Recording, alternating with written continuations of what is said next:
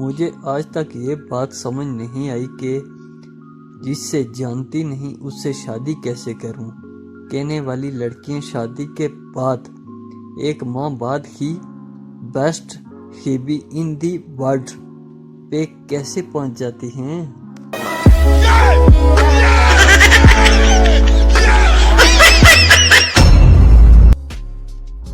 بیوی شوہر سے: دیکھو جی، جب میں کام کر رہی ہوں تب رومانٹک نہ ہوا کرو۔ کام کرتی ہوئی ماسی بولی: بیگم صاحبہ، میں بھی صاحب کی اس حرکت سے بڑی تنگ ہوں۔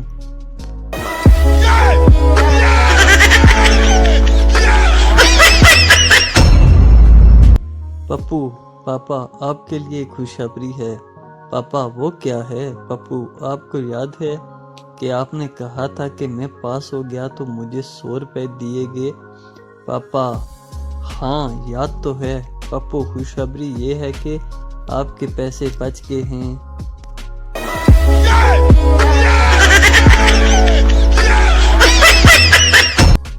ایک آدمی کا قد 9 فٹ تھا۔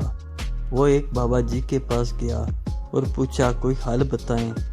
بابا: نہر کے کنارے ایک فقیرنی ہے، اس سے شادی کا پوچھو، اگر اس نے انکار کر دیا تو تمہارا قد 1 فٹ چھوٹا ہو جائے گا۔ آدمی فقیرنی کے پاس گیا اور اس سے کہا: مجھ سے شادی کرو گی؟ فقیرنی: نہیں۔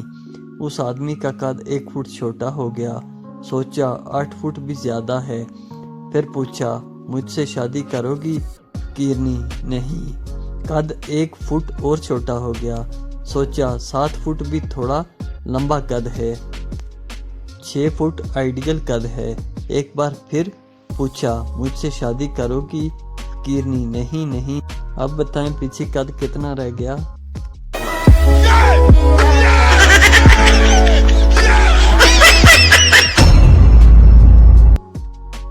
تم پاکستانیوں کی ذہانت کی کیا بات کرتے ہو فراز؟ ہمارے پاکستان کے نوجوان ہر طرح کی بیٹری کو زبان سے چاٹ کر بتا دیتے ہیں کہ کتنی چارج ہے۔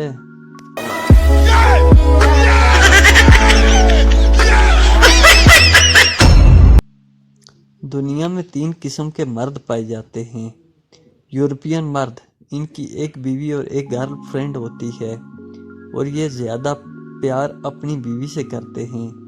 2 امریکن مرد: ان کی بھی ایک بیوی اور ایک گرل فرینڈ ہوتی ہے لیکن یہ زیادہ پیار اپنی گرل فرینڈ سے کرتے ہیں۔ نمبر 3 پاکستانی مرد: ان کی ایک بیوی اور 4 گرل فرینڈ ہوتی ہیں لیکن یہ زیادہ پیار اپنی ماں سے کرتے ہیں، ماں صدقے۔ اور ہاں، سب سے خاص مرد تو میں بتانا بھول ہی گیا، عربی مرد: ان کی 4 بیویاں اور ایک گرل فرینڈ ہوتی ہے لیکن یہ زیادہ پیار اپنے اونٹ سے کرتے ہیں۔